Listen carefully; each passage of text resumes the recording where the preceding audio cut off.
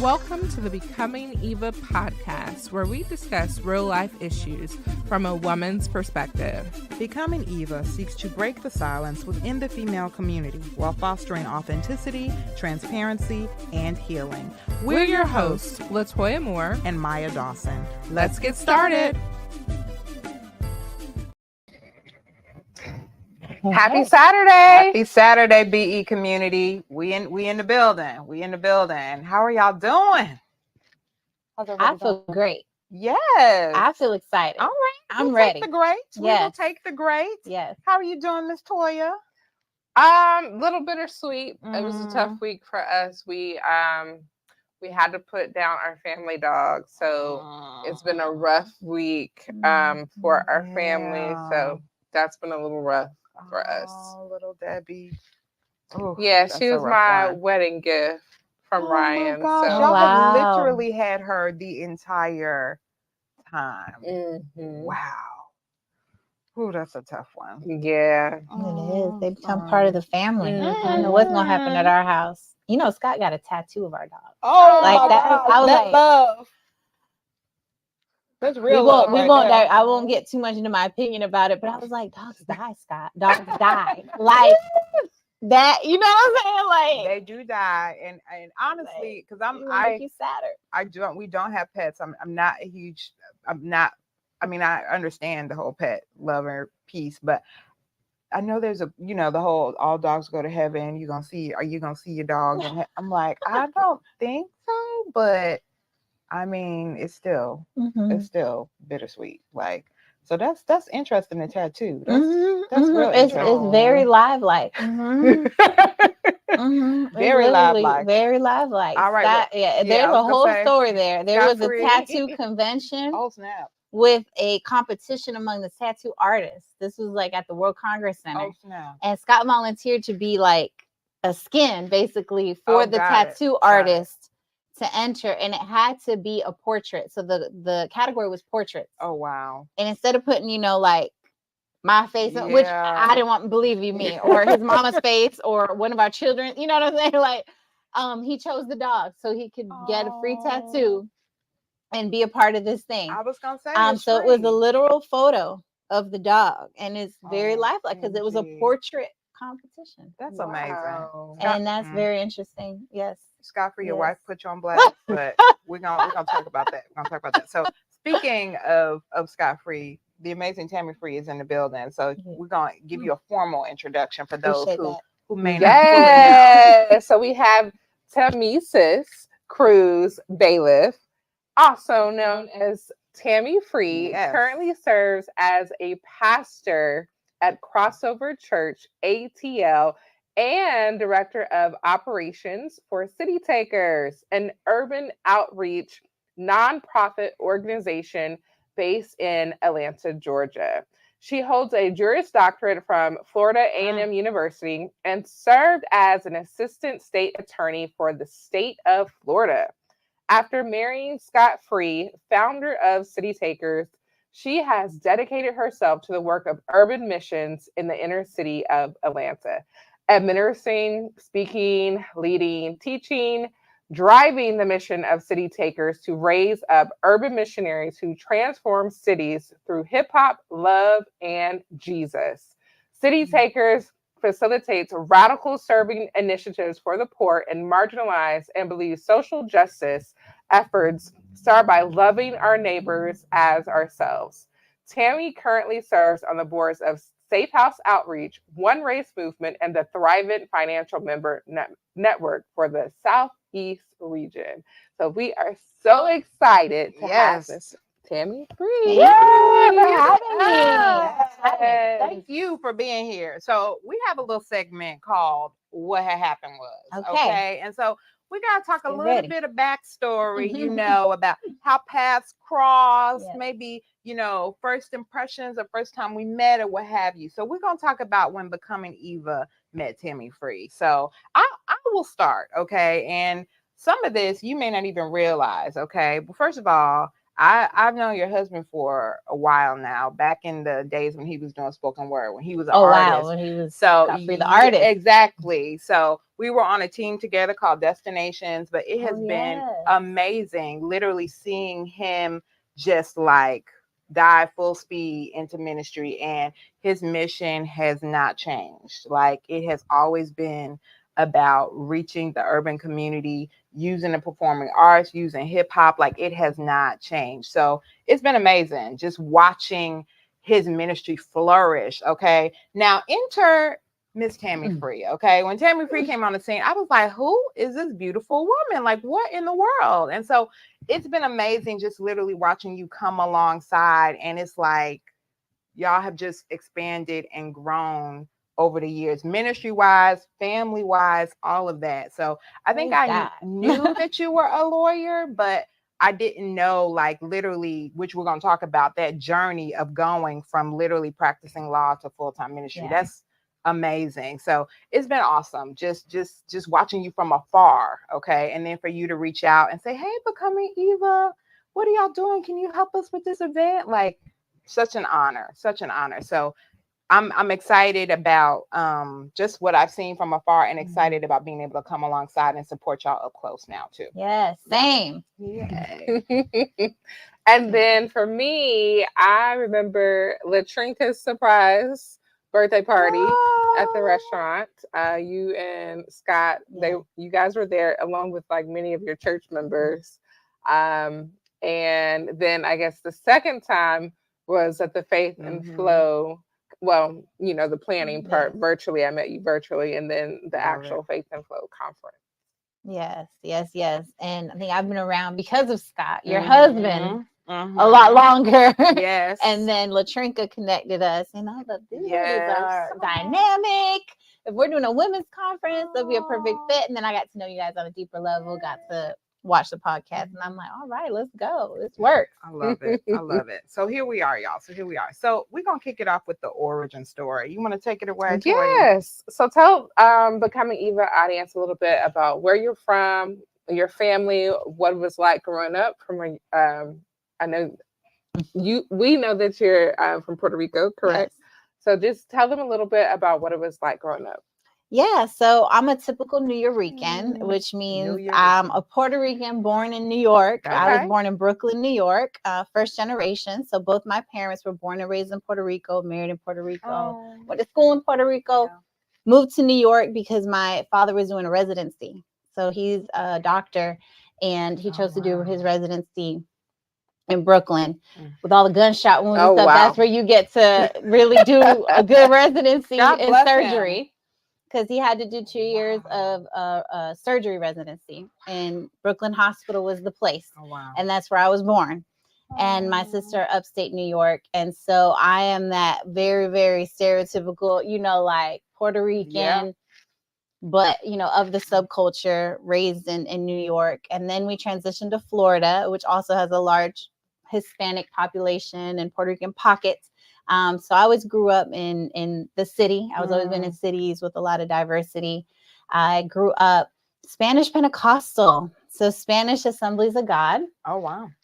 Which wasn't necessarily my parents' faith, but it was the largest like Hispanic church in Florida at the time. And they were very concerned that I keep the culture, keep the language, and church was the place for that. And so if you were looking for a Hispanic church, they were pretty much all Pentecostal churches. And so they had to kind of adapt to the charismatic and Spanish Pentecostal, take it to a whole other level. I kind of want to know. A whole other dimension. I grew up Pentecostal, so I kind of want to know the difference. Between like the if you could even imagine louder and longer, that because the longer and longer. No, we literally had a little hut behind the church that had a kitchen that prepared like snacks, meals, or whatever, so that you could go out. So there were like food breaks for you to go get you a snack, a sandwich, a snack, a drink, and come on back to service, because we're gonna keep going. So it would be like Sunday school, and they would have the little hut would be the kiosco. In Spanish is a kiosco. The kiosco would be open, and you can get you something to eat. Then you Oh come to my service. Then you can go gosh. back out like during intermission, get you something. So when I say Intermission. louder and longer, Woo, longer. Lord. God bless you. longer. God bless you. I for felt real. like sometimes we would get there like 9:30 for Sunday school, and then Yes.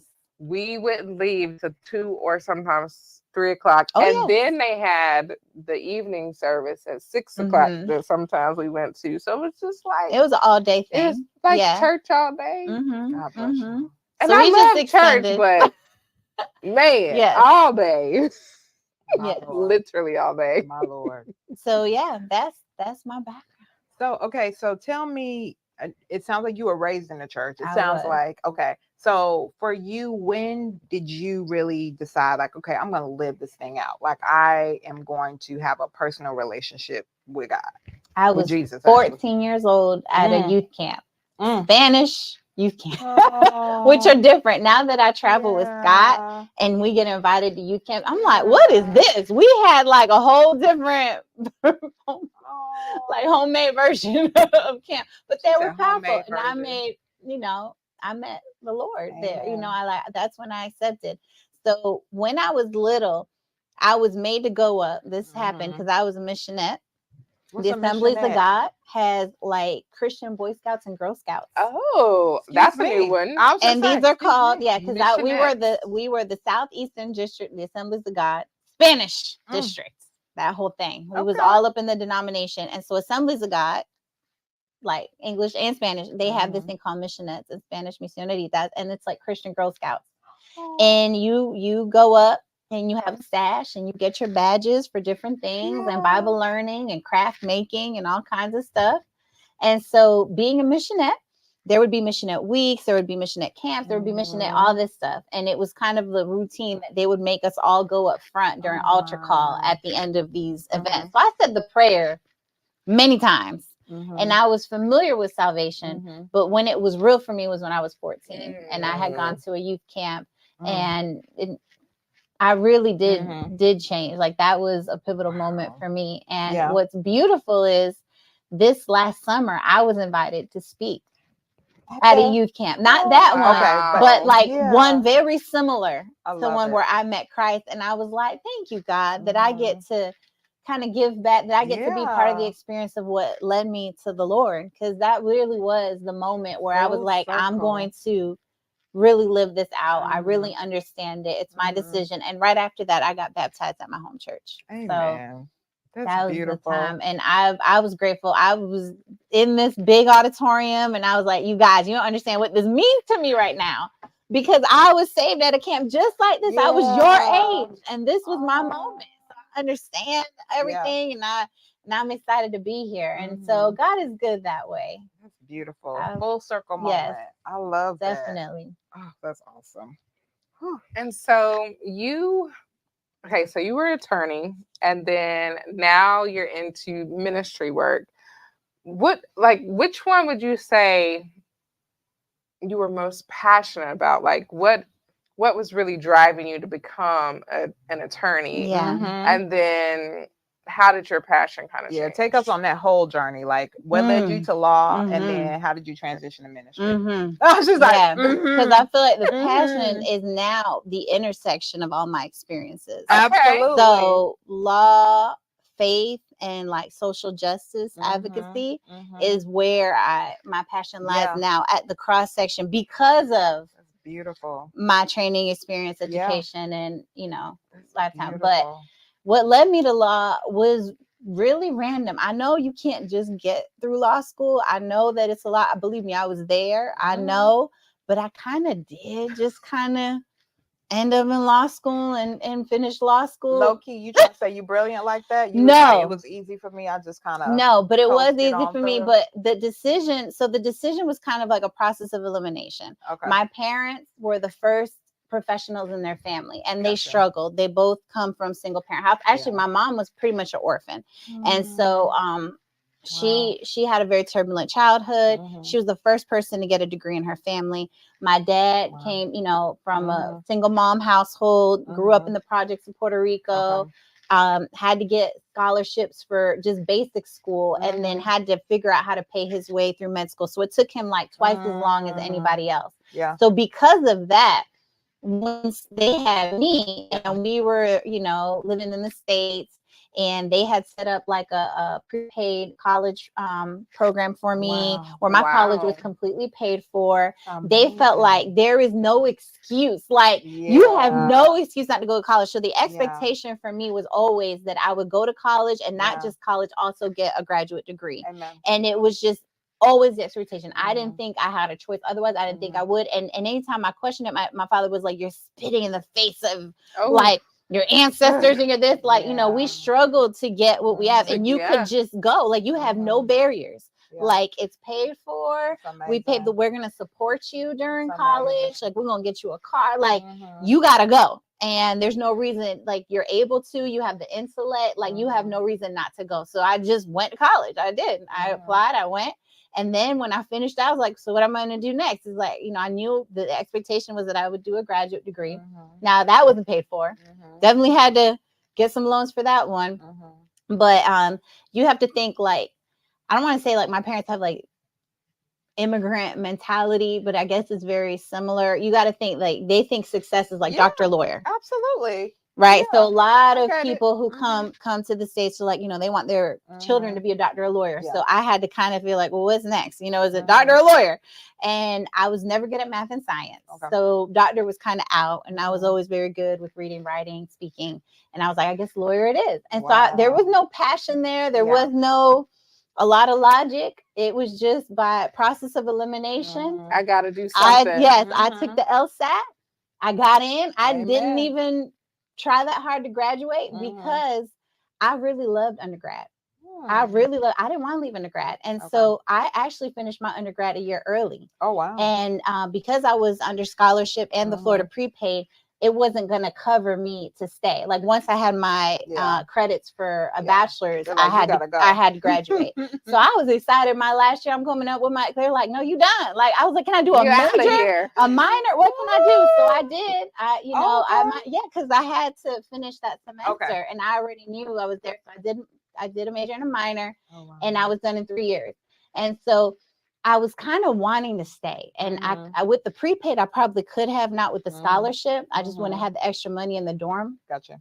And so I kind of like half-aid my apps, because I was like not wanting to go. I was just getting into campus life. I was at every coming out show. I was doing it all. I was in every club. I was figuring it out. Let's make it plain here. Where did you do undergrad? She got an HBCU, y'all. So she was living that life for real. I was out here. And so I really did want to stay. And so I didn't try, and I got into law school. I had no excuse to stay. And so I kind of had made a decision for myself. It's like, if I don't make it, I'll stay and I'll double major, because I had just finished a minor. I'll finish it and I'll double major.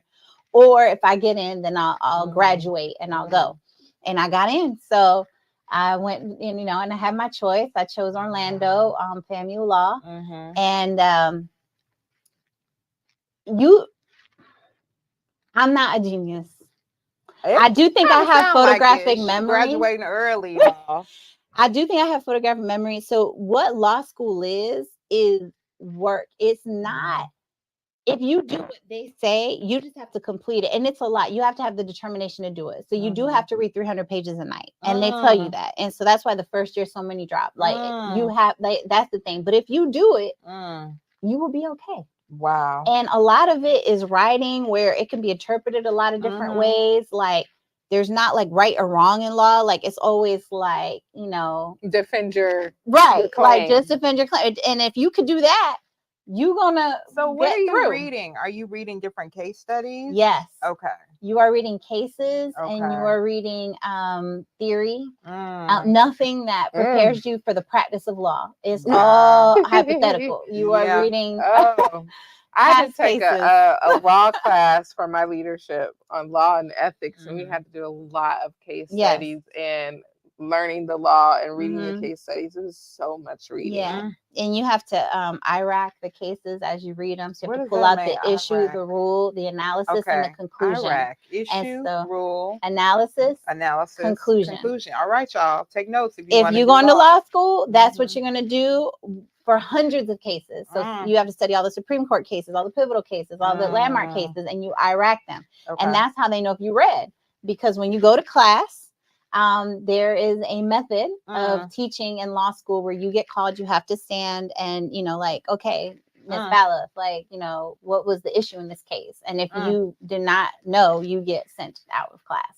And so it's very put you on the spot. It's very hot button. They pivot you against your colleagues in class. Like, you know, like they welcome that type of interaction. And so you're going to read or you're going to get put out or, you know. So, and a lot of people did. And then you also get marked down for that. Like when it's evident that you didn't read. And that's it. You just have to be able to say what the issue, the rule, the analysis, or the conclusion was when you get called on. And so I did. And that's really what it takes. I mean, then there's the bar, and I'm not saying that the bar is easy, but it's just a lot of work and reading. So they recommend a month off, no school, no work, no anything, a 1 month full-time study. They recommend a prep course. All I did was what I was told. What they told you to do. Yeah. I am play. You know, a lot of people felt like they can play with that time that you have to do and work or, you know, play with the 300 pages and kind of skim. I just really did it. And I felt like it wasn't like a crazy mountain. Did you enjoy it? Parts of it, I think. I didn't love who I went to law school with. I feel like law school attracts a certain type of person who is, like if you think of every lawyer joke or every like understanding that people have of lawyers, they're true. They're all true. And it attracts that type of person. And also people who are trying to compensate for something. And so I did not enjoy my classmates. And I did not enjoy that environment of people. I was like, oh my God, when I get out of here, I don't ever want to cross with y'all. Like, I don't ever want to be around y'all. Like, I hope we never cross paths. I don't want to work with you. I don't want you across the aisle. I don't want you. That's how I felt going to law school. I think of the TV show Suits. Me and my husband, we love Suits. Yes. So is it similar to that? Kind of. It is vicious. The people are vicious. They train you to be that way. Like they welcome that, and like it's competitive. It's extremely competitive. And so it was very common for people to do things to sabotage you. For you not to be able to do well. So if there was like a project where everyone would need a certain case, it's common for that book to be missing, that page to be missing, like intentional sabotage. Yeah. That's awful. So, but when you see law shows, it's not what you're seeing. Yeah. You're seeing, and people are like fanning it. That's what everybody wants. Everybody who hires a lawyer wants the lawyer who's willing to do all of that for them. And so it starts getting cultivated in law school. And so very intentional then. Yeah. So I, parts of it. I would say parts of it. But I enjoy going to FAMU. So you decided to practice what type of law? Criminal law. And why? Totally random as well. That is not random, Tami. That is like, I'm going to the gutter. I applied. They were the first ones to say, I applied to many, many, many places. And they were the first ones to call me back. And I took the first job that called me back because right after I graduated, Sally Mae was calling. Oh, of course. Yes. Sally Mae wanted her money back. Like, make it rain. You and the issue with the bar, it's only offered twice a year and it takes 3 months to grade. So you don't know if you passed or failed for 3 months. Oh my And so you can't, unless you already had a firm job that was pending your pass or fail, or who would hold you even if you failed and had to take it again. Unless you had a situation like that you were already interning somewhere that hired you, you have to wait before you're applying to jobs because most jobs you have to already be barred licensed. Wow. And so you have this big gap of time. And I didn't have the luxury. My money ran out. I didn't have no more loans. I'm not in school. My bar loan's up because I took out $10,000 just to take the bar because the bar costs thousands of dollars. The bar prep costs thousands of dollars. Plus you need to live for that period of Wow. time. And I needed to work. And Mhm. so I was a bottle girl at Roxy's Okay. nightclub. Okay.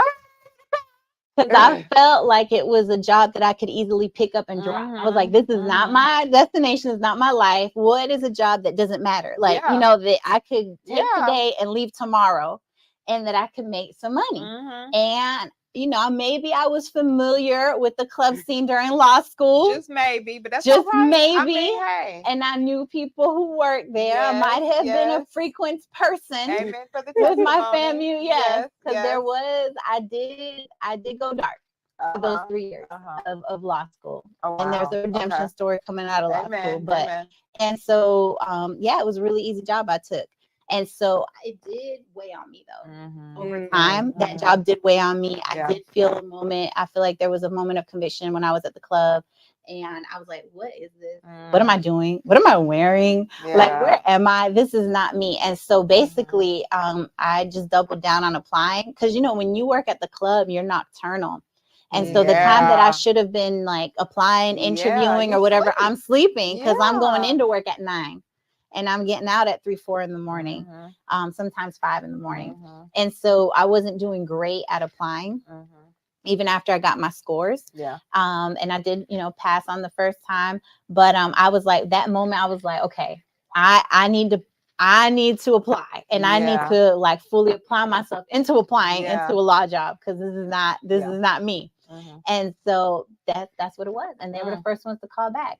Now I did only apply to government positions, federal positions. I did not apply to any law firms. My dad, because of his traumas, being brown, being, you know, different, he was like, you're not protected in these private places. Government, federal, they have better HR, they promote women, they promote minorities. And it is true within government spaces, state, any of those places, they do have better opportunities and they do promote women and minorities better, and you have better job security. And he was very afraid of the sexual harassment that happens at law firms to climb the ladder. He was just very, very afraid for me. So he had that drilled into me that I just wouldn't do well. He was like, just take the lower pay, you'll get great benefits, you'll get, you know. And so I applied to everybody.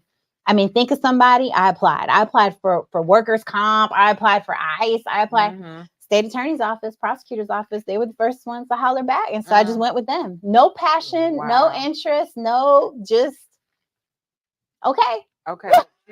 So I know things don't just happen. But my whole path to being a prosecutor kind of just happened. It was the Lord just kind of orchestrating. Yeah, it was just next step. Wow. Yeah. So you defending criminals now? Prosecuting. Okay, thank you. I started as a prosecutor. So prosecuting, I did defense later. But meaning you going against the criminals. Yes. So I was bringing charges on behalf of the state of Florida against individuals. So you weren't a public defender? No. You were the opposite? Yes. How was that? I was, if you watch Law and Order. Yeah. I mean, you know, they always say, like, doesn't matter if the person is guilty or innocent. Like, did it matter? You know what I'm saying? Especially being a person of color. I feel, you know, we're often wrongly accused. Yes, I feel that being in it, I have a different perspective than I would have on the outside, or that most people have, is that, you know, people feel like it's very common to be like wrongly accused, or it's not that common. Really? You like they did it at all? Yeah, it's just not that common. I think the equity and the social, you know, like justice comes with just treating people the same once they're in the system. That's good. Like equity in the sentencing, charging, all of it, the whole process being fair and being, that's not fair. So you are treated differently for being poor, for your origin, for your skin. It's a fact. It's a reality. But I don't think all these like innocent people are going to prison. Nah, I don't think that at all. I was there for 6 years. I did every kind of case you can think of, except like, you know, the homicides. And you know, like there's so many safeguards along the way. So yes, many people get arrested who might be innocent. Tons. An arrest is the bottom. An arrest is just a police officer who has a high school diploma making a decision on the scene that needs to diffuse something. And so everybody going to go. Yeah. Or whoever they think going to go. It's a very low standard. And it's a low standard to get arrested, like probable cause, the lowest. But from there, those go to attorneys who then decide if they're going to charge a case or not. And I wouldn't charge a lot of cases, and a lot of my colleagues wouldn't. So a lot of the arrests wouldn't turn into filed charges. Like those cases would never get arraigned. So it's a high number that don't get arraigned. And then even after that, you have to decide, can I take it to trial? Now that's supposed to be the decision when you're charging. I'm not saying everybody hold that standard. I think people try to shoot their shot. But from that moment until it goes to trial, and it usually takes months or years to go to trial, you know, if you don't feel like it can win at trial, you still have opportunity to drop. So a good amount of cases get dropped from arraignment to trial. Okay. And then from there, you know, pleas. And so, no, I think you get so much time. You're doing discovery, you're doing depositions, you're watching evidence, you're watching video, you're listening to jail calls. Like I had the ability to tap into any inmate's jail calls and listen. They're recorded for over 6 months. I could go back and listen. Almost everybody tells on themselves on jail call. Yeah. Like if I felt like I didn't know, I would just go to the jail call and see what they told their mama, their girlfriend. They're being recorded though. It says it at the beginning of the phone call. I guess they don't think we gonna listen, but we listen.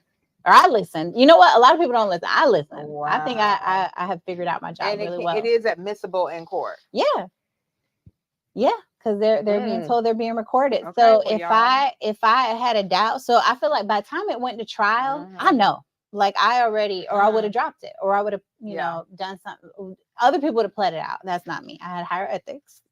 I would have dropped it if I felt like, you know, we couldn't make it all the way, you know, to trial. But some people, you know, would play it out. So by the time it's going to trial, you're not. Are there conspiracies? Yes. Like, do I trust law enforcement? No.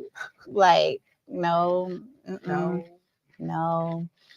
In the whole process, you become extremely cynical. Everybody lies. Everybody's lying. Basically, when I got a case, I was like trying to figure out what I think is really what happened, because you're assuming that the officer's lying, the defendant's lying, the witness is lying. Everybody lying to an extent, and you got to figure it out. Try to figure it out. That's hard. But you get, you know, for a lot of them, you got written statements, you got videos, you got stuff. I mean, you got forensics and them jail calls. Don't underestimate the jail calls. I mean, so you literally went from criminal prosecutor to how did we get to full-time ministry? How in the world? That's tell like us about that. That's marrying like scot-free. How did y'all meet? I've never heard this story. How did y'all never seen myself here. Look at God. Didn't look at like my story. At God.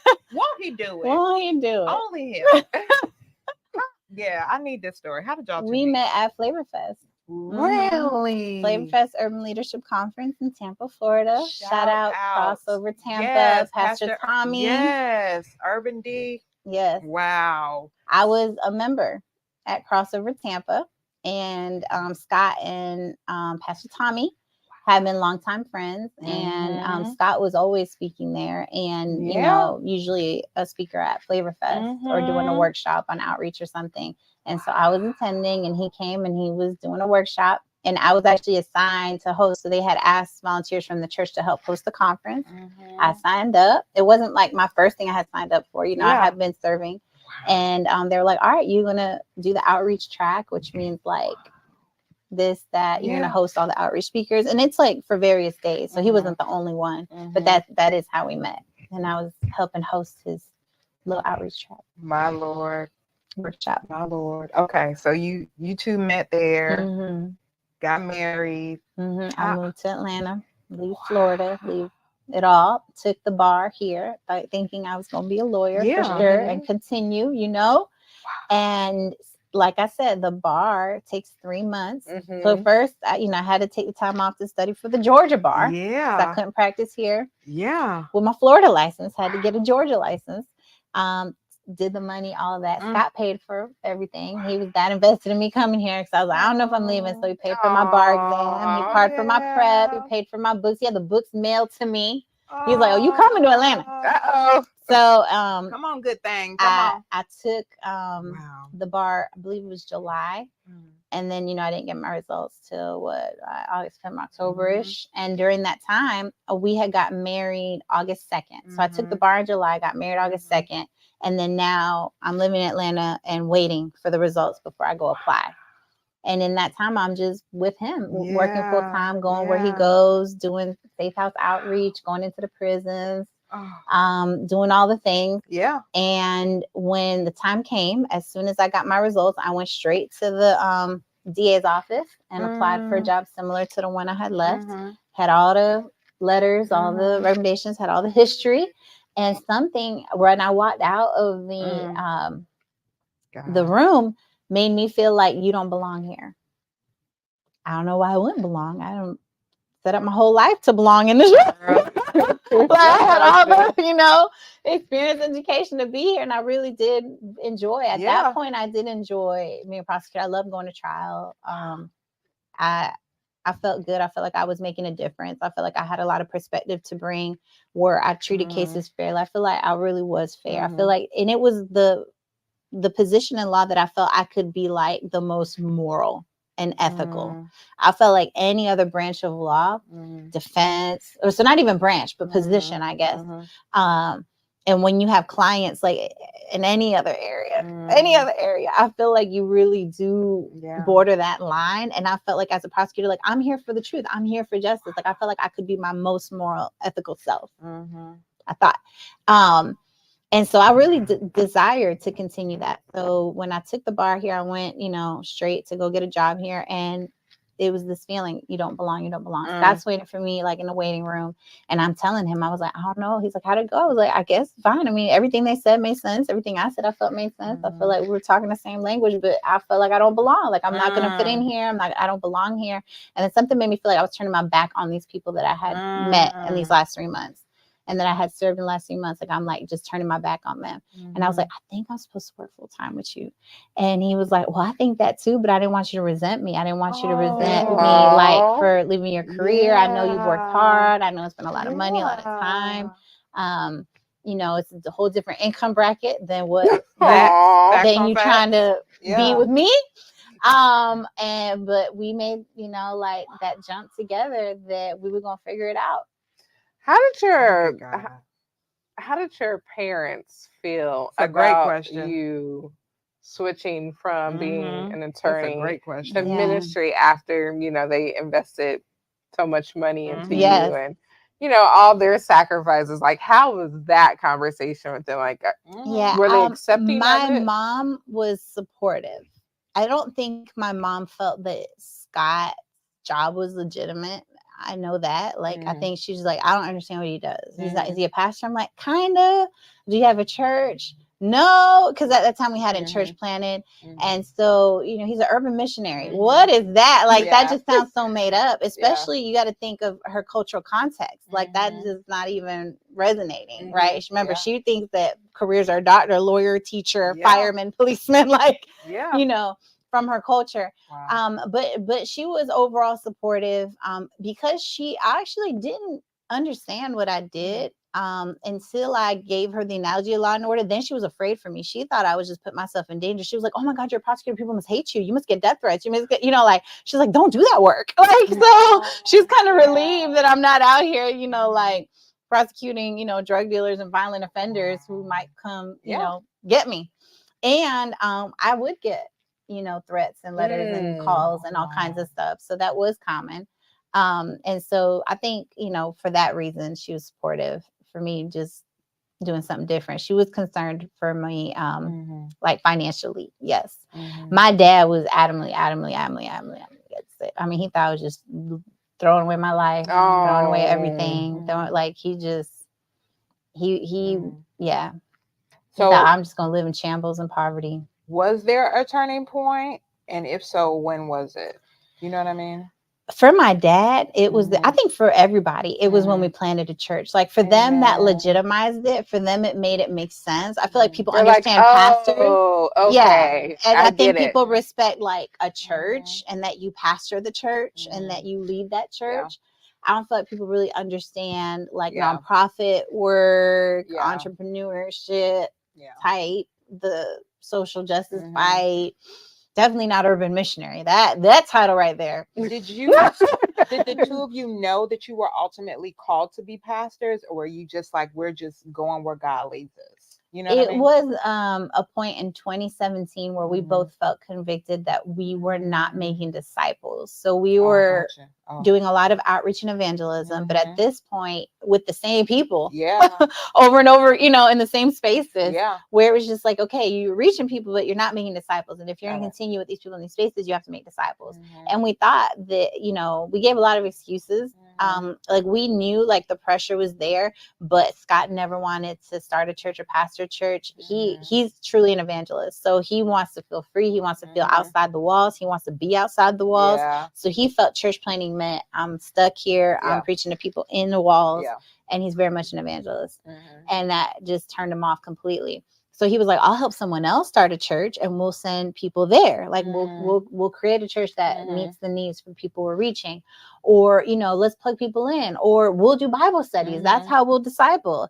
And then we were just running ourselves crazy, hosting like 5 Bible studies a week for the different demographics. I mean, because we had a large crowd and it was just not sustainable. And everybody's just like, what you're talking about is called a church. That's how you mass disciple, you know? And then we're like, Scott's like, no, I think we want a center, like a community center, but then we host a church. You talking about a church. It's a church. And so we just had to like listen to, you know, mentors and be like, you know what it is. We did feel like convicted about discipleship. And that was the answer. So we started the church planting journey in 2017, but that's where that came. And we were both on the same page. And then we ended up church planting with Stadia. And they send you to an assessment. So we were still kind of like, do it gotta be us? Like, you know, and we went through assessment, and assessment basically is like, yes, like we recommend you to church plant. You are ready. You are, you know, qualified. And so I feel like that was the stamp. And then God did speak to Scott at the assessment. And when we were closing out assessment, he said he heard from God say like, you know, what would it look like if you had like 300 people every week that you could train to be the church, to equip them, to send them, you know, to do the mission, to be missionaries, to be city takers, to take the city. And that's what got him excited. He's like, okay, the multiplication, the sending more people, being missional, equipping people to be the church, which is all of what his passion is. That got him excited. He's like, all right. Then he said yes to the church. That's dope. Because honestly, most churches are the exact opposite, where they are so focused on discipleship that no one ever leaves. It never grows. There's no one is sent. You know what I'm saying? And so for y'all to be so missionally focused, it's like you're set up to grow. You're set up to be exponential. It's just well, amazing. We do send a lot. And I think you know, having like that feeling that we're not trying to fill these seats and keep them, like we're trying to equip and send people. But what we've because now we've been able to speak a lot about urban church planting, because this is a beast. Urban church planting is way different than church planting out here. That's the call. That we inverted the model. So usually when you go through church planting training or you go to church planting conferences, the way they teach it is like, all right, where do you feel called? Wherever. Okay, LA. And either you're from there or you parachute is what they call it. Like you come from somewhere and you're like, that's where I'm called to plant. I feel a calling to LA or wherever. And you build launch team, you find location, you do all this, you figure out your marketing, you figure out your discipleship plan, you figure out that, and then you figure out how to get people into that church, right? So that's when you get the flyers, right? A church is opening, this and that. So now they got to figure out how to fill this church. The inverted model is we were doing the work. We had a church for like, we created the need to plant a church. We already had the people, we had already been doing the work, the community outreach to need like a church to disciple them. Where people are doing that in order to kind of fill their church. And so that I would say is the inverted model. And we try to tell like inner city ministries, just serve, love your neighbors. Like you'll create the need and then you won't have to, you know, hustle the other way, trying to figure out, okay, building this, that, now how to get people in the building. Yeah, because y'all are reaching people. So you already have the people that are coming to them. That's beautiful. But it's hard because how they teach you in church planning is that you need to have a certain amount of people. So they're like, all right, what are your needs? Where are you planning? They figure out the stats of your area, like what's the median income. And so they'll tell you, okay, if you're planning in this city at this time, in this whatever, that means you need 200 people giving X amount of money every week to be able to be self-sufficient in 3 years. So that puts pressure on you to fill the church with X amount of people who are giving this amount a week. That don't work in the inner city. That don't work in our context. That don't work with the poor and the marginalized, who is our heart. And so we just had to accept that we were going to perpetually be in fundraising, that the church is not going to self-sustain. And so that's why there's so much freedom in sending and missional, because our focus isn't getting X amount of people coming every Sunday, giving this much. Our focus really is Ephesians 4, to equip the saints for the work of ministry and, to build the church. So that's beautiful. That is beautiful. That's beautiful. I feel like I'm learning. I know.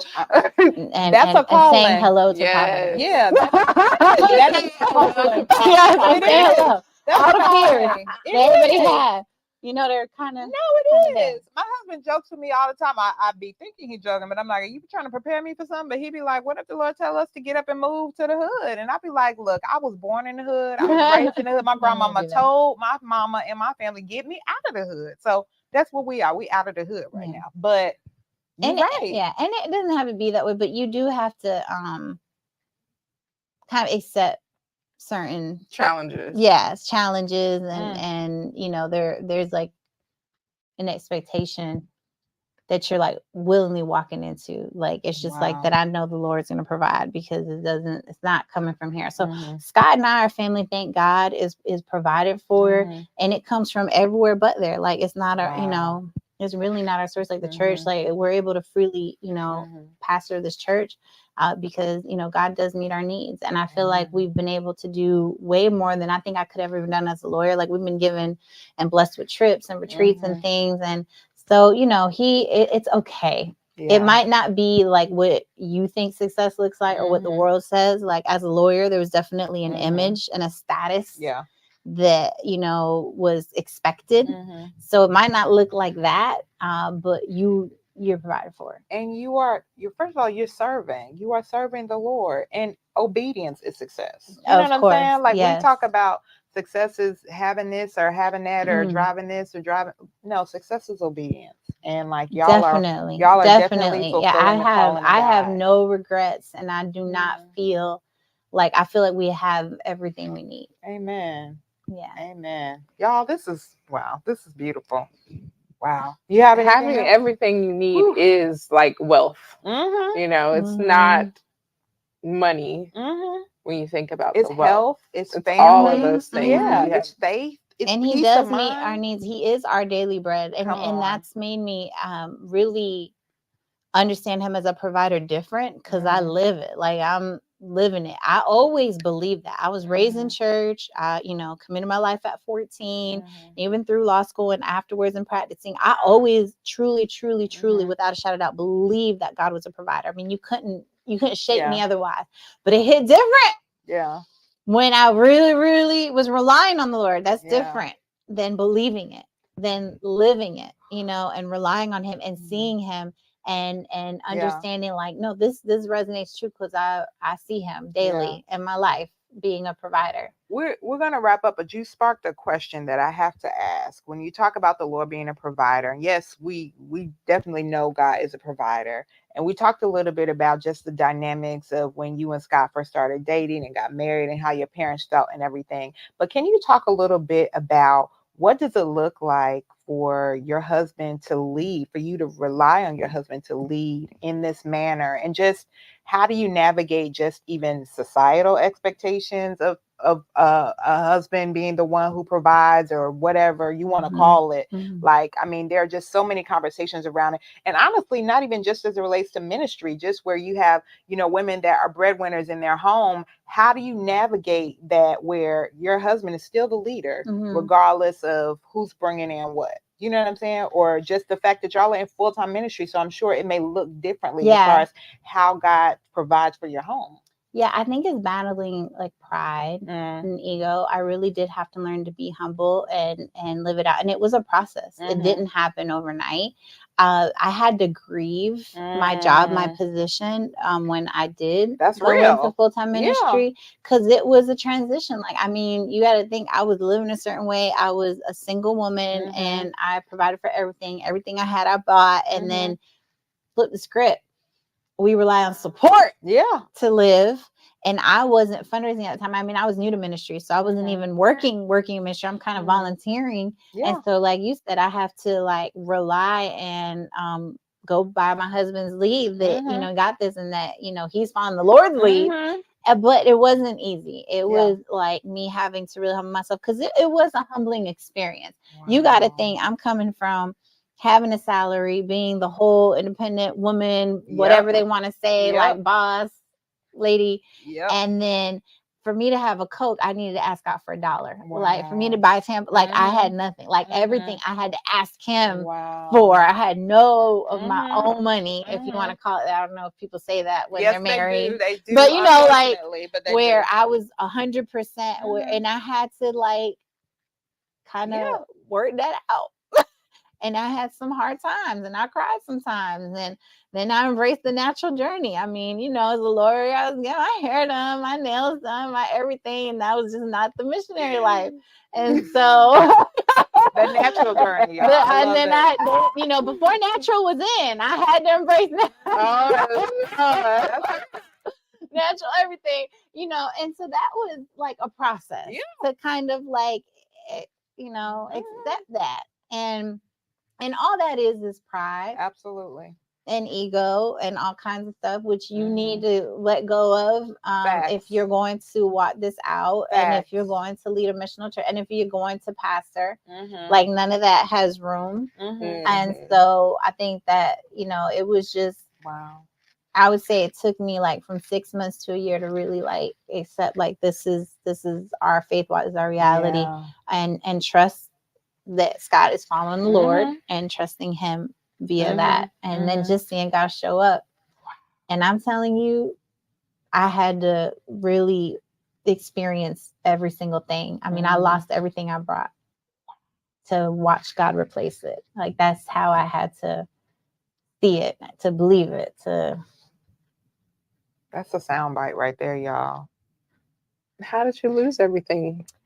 Pretty much, little by little, everything that I had brought with me that I felt like I had or I bought or I earned, that was a result of my money, career, whatever, starting like with my car all the way down. I lost it like as soon as I came and I tried to register my car. I couldn't register it because I had a different title that's not accepted in Georgia. I forgot, like it was like, I think my car had been totaled, and it was a salvage title. I had a salvage title. Salvage titles was working in Florida. They don't work here. So I could not register. I could not drive my car.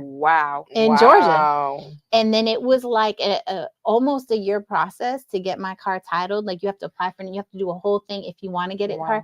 And the moment that I got it titled and registered and everything, that thing just broke down on me, just died. Like, I think I was driving it for like a week or so.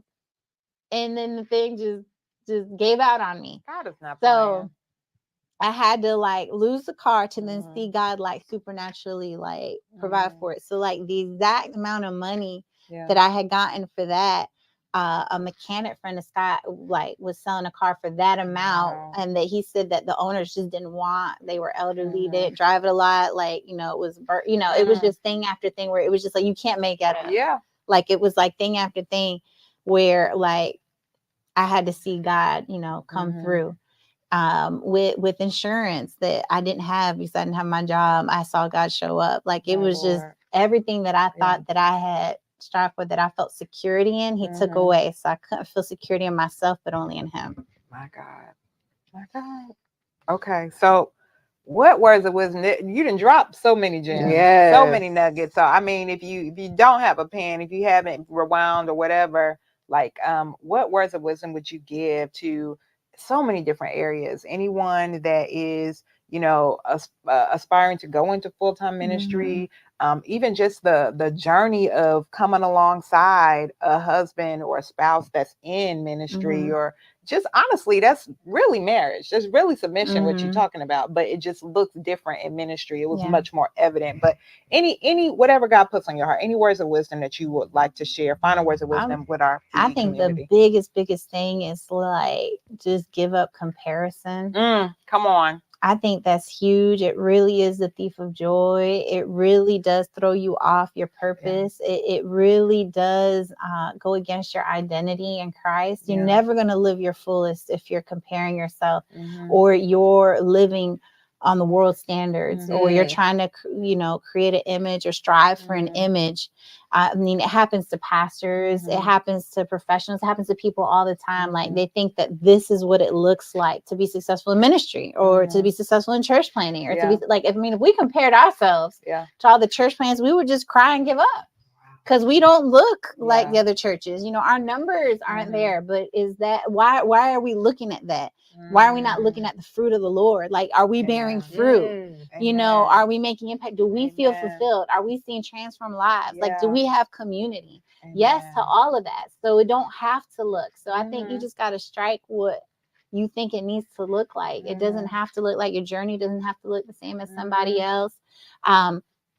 You just gotta let it go. Let go the expectations that others put on you, even if they mean well, even if it's family, even if it's mentors. Like, you just gotta worry about God's expectations. Like you said, obedience is success. Am I obeying the word? Am I in right standing with the word? Am I in right standing with Him? Then I'm winning. Then I'm fine. Then it doesn't matter who's doing what this looks like, that my house ain't like this, or that I don't have these platforms. It's like, why do we desire that? If we look at the root of why we're desiring that, we'll find sin, the root of that desire, unless that root is obeying Christ and following Him. And so I think you got to question all your motives. And I feel like most of our motives are based on comparison and on striving. Almost all of them. And I battle it still daily in different ways, in small ways and big ways. And I think everybody does. And that's the only thing, if you could beat that, if you could just beat that beast of comparison and striving, you live so much more in peace and in joy and in fulfillment, and fruit will overflow in your life. Wow. Woo, Tami, you have dropped so many words of wisdom, and I have to go back and re-watch this. This has been excellent. So thank you so much for coming.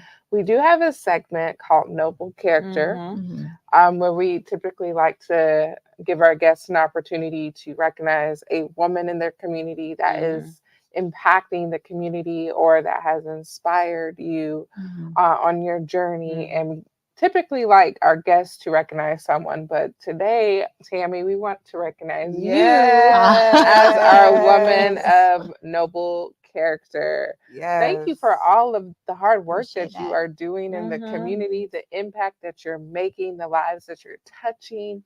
Thank you for being obedient to God. Thank you. Thank you for serving the surrounding community. Just being an amazing example of a woman after God's own heart, a woman of integrity, a woman that is submitted to God, submitted to the calling, and her family, all of that. So thank you. Appreciate y'all. Thank you for laying your life only down. through His grace and His mercy. Yes. So, Tami Free, you are a woman of noble character. Let me give you your full name. Tamesis Cruz-Ballauf. Did I say it right? Ballauf. You are a woman of noble character. Yes. Amen. And as we wrap up BE, don't forget to check out our merch on our website at Becoming Even Today. Your mugs, your water bottles, your jackets, your totes, your shoes. There's so many different things that you can purchase on our website to support us. And as always, don't forget to subscribe to the YouTube channel. Follow us on Facebook, Instagram, and Twitter at Becoming Eva Today. And we'll see you guys next time for the next Becoming. Bye.